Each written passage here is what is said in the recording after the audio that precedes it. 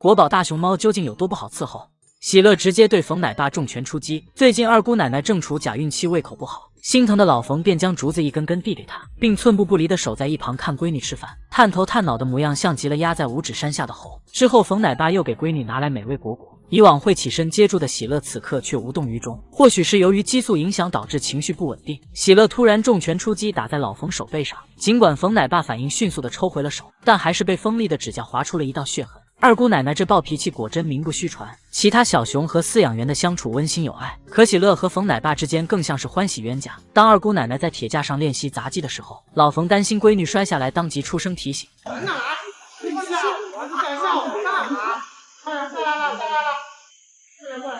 谁料喜乐一身反骨，根本不听他的，被唠叨烦了就直接用手拍铁架，你口气好点，不然让你死网上。只能说喜乐的脾气都是这个爹给宠的。要知道老冯从不舍得让闺女受委屈，别的小熊爱喝的盆盆奶喜乐也得有，可当老冯好心好意的给他端来后，喜乐却觉得奶爸是想用毒谋害自己。你想哪有小熊不好盆盆奶的？你把盆盆奶给我抓，闻了闻让甩，不是要毒死你，你尝尝你试试，它弹性，总怕聊聊着害的啊。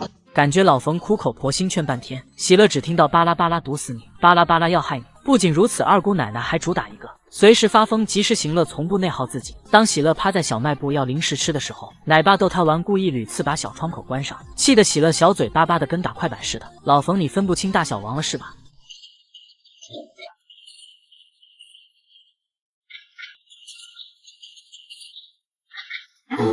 如果到饭点了，奶爸还没有送加餐，喜乐就直接坐在门口拿着竹竿当当敲，主打自己不开心，所有人都不能好过。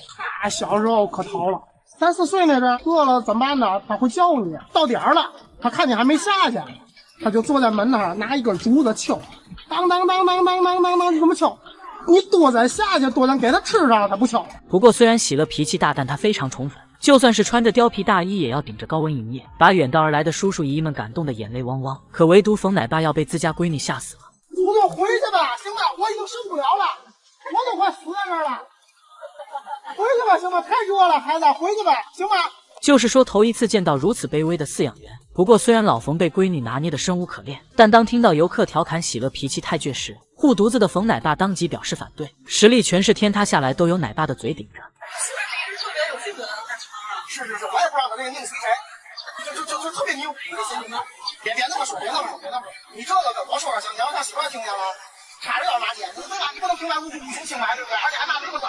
看来二姑奶奶之所以如此豪横，全都是老冯给惯出来的。为何陕西大熊猫知名度远不如四川？只因他们号称永不租借。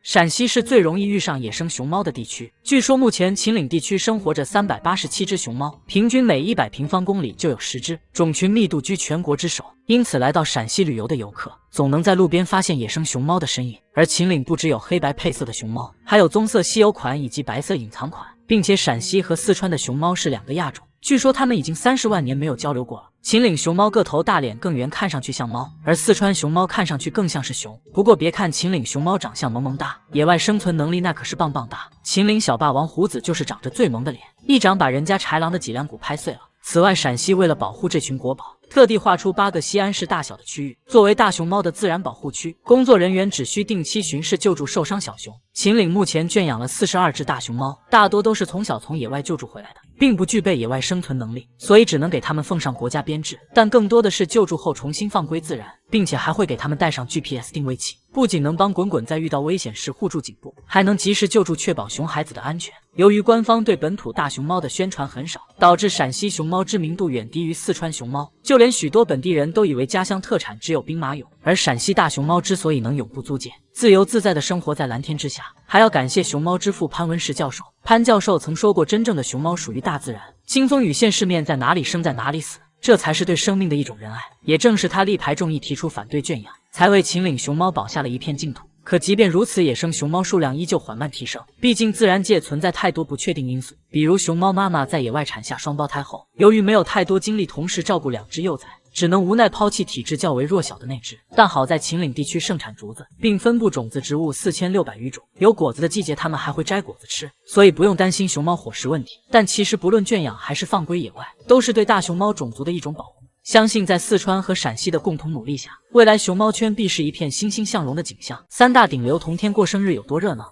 今天是三太子萌兰的9岁生日，同时也是花叶姐妹的4岁生日。不愧是顶流，生日都要一起过。而为了庆祝三太子又长了1岁，亲妈粉斥巨资在西直门站内连续1周投屏萌兰生日应援海报，三太子的顶流牌面直接拉满。此外，基地也为萌兰送上生日贺礼，上面还贴心的贴上了收件人照片。不过，相较于老家的零嘴或玩具，萌儿更想要一把能越狱的梯子。生日当天，许多粉丝凌晨3点多就开始在北洞门口排队等候进场。奶爸奶妈天团也抓紧时间布置场地，在铁王座及木马上挂了鲜花和冰块。而萌兰终于在这天实现蛋糕自由，再也不用为吃不到隔壁妹妹的蛋糕急得望眼欲穿，上蹿下跳了。萌兰的生日蛋糕主要由窝头制成，上面还有个小萌兰的造型，怀里抱着被养的圆嘟嘟的小麻雀，旁边则是用胡萝卜拼成的生日快乐。或许是蛋糕里面加了香甜的蜂蜜，萌儿一出场就炫得只剩光盘。随后他举起反光的盘子仔细端详，仿佛在说今天的萌儿也很帅气呢。与此同时，成都基地也是格外热闹，大批粉丝通宵排队，凌晨5点就站满了人。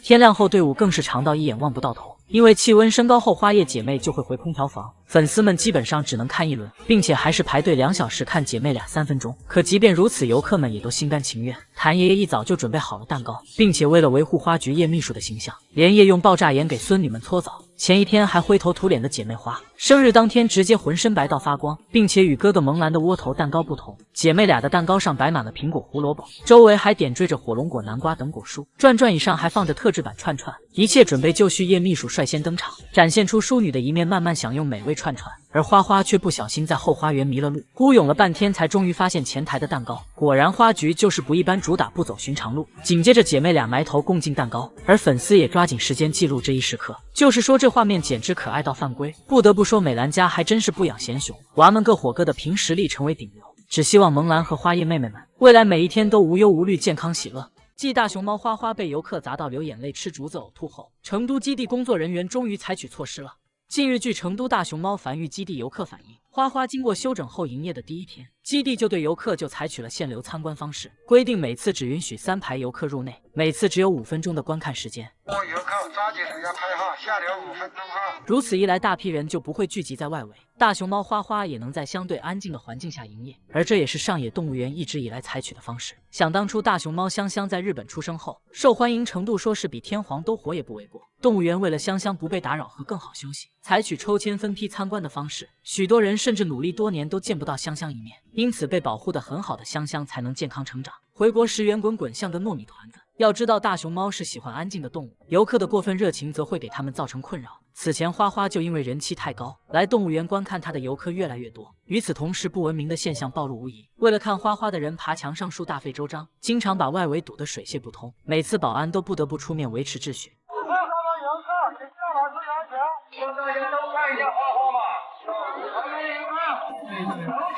甚至有游客疯狂到不吃饭也要看花花。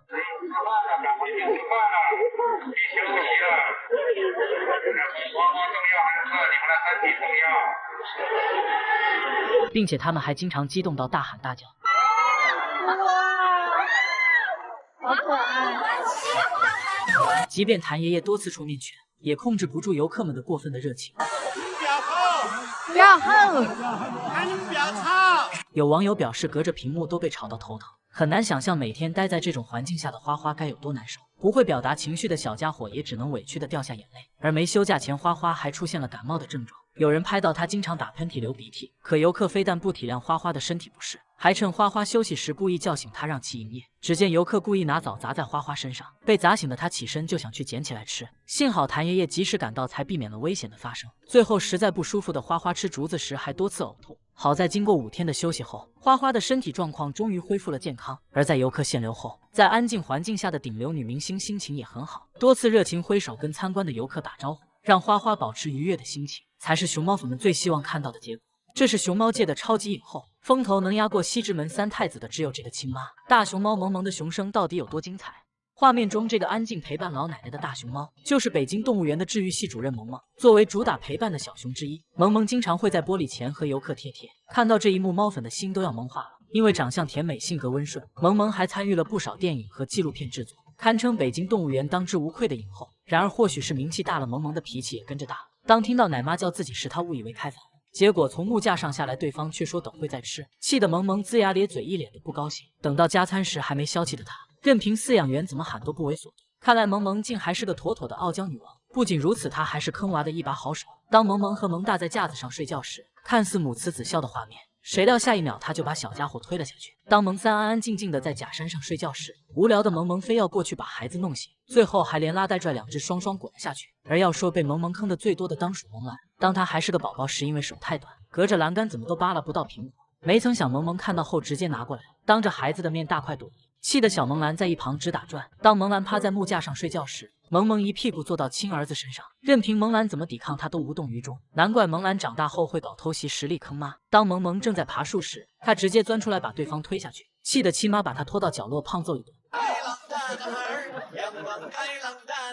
看来能压制三太子的只有亲妈。不仅如此，年轻时的萌萌拆过木桥，玩过菜刀，据奶爸口述还曾压死过一条蛇。只能说萌萌的雄生不要太精彩。2012年，萌萌到成都大熊猫基地参加繁育，先后生下了5个孩子。但起初他还因为抗拒和雄性大熊猫接触，曾被工作人员关过禁闭。好在最后萌萌又回到了北京动物园，在徐奶爸的照顾下恢复了往日活泼。不仅每天都有新鲜的竹子吃，徐奶爸还会贴心的给萌萌刷牙。萌萌出现假孕现象不愿吃饭时，徐奶爸会不顾危险拿来大口竹子投喂它。要知道成年大熊猫不允许近身喂食，但萌萌绝不会伤害朝夕相处的奶爸。如今在徐奶爸的细心照顾下，萌萌浑身散发着白富美的气质。果然在充满爱的环境下长大才会更快乐。时隔20年再次见到瘦骨嶙峋的熊猫丫丫，王鹏馆长的心彻底碎了。岁月分不清何处是归期，恨不知心底的在意。月光如水换尽了浮华的旧时，唯愿留一份相依。而当丫丫看到曾经照顾过自己的奶爸，更是直立起身喜出望外寻找对方。即使多年不见，丫丫仍能在第一时间听出奶爸声音。再三确认后，急匆匆朝门口跑去。原来他一直在等祖国接自己回家。而当王鹏看到瘦骨嶙峋的丫丫后，更是心疼到忍不住当场掩面痛哭。明明当初送他来时不是这般可怜模样。随后王鹏馆长检查了丫丫的生活环境，只见他努力拽掉干枯变黄的竹叶，仔细检查大熊猫的日常饮用水情况。这一刻他的内心该有多少心酸与无奈。王馆长不敢想象丫丫在异国他乡20年到底经历了什么样的生活。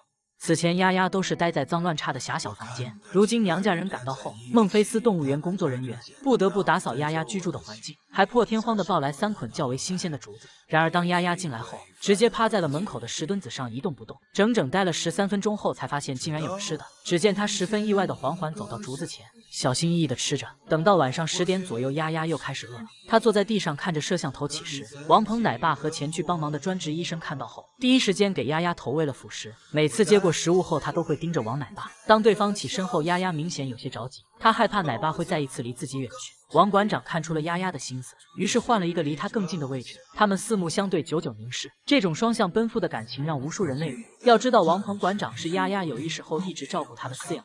在丫丫一事被曝光后，他一直在据理力争，并主动请缨，前往孟菲斯动物园接丫丫回家。而有了王奶爸保护的丫丫，精神状态也越来越好。吃东西时眼睛里充满了光，不再像以前那般完全机械的填饱肚子。如今在王鹏奶爸医生姐姐以及远道而来的所有华人游客爱的包围下，丫丫的眼神变得愈发坚定，而这也是充满希望坚定回家的目光。如今丫丫回国的日期近在眼前，祖国14亿人民永远是她最坚强的后盾。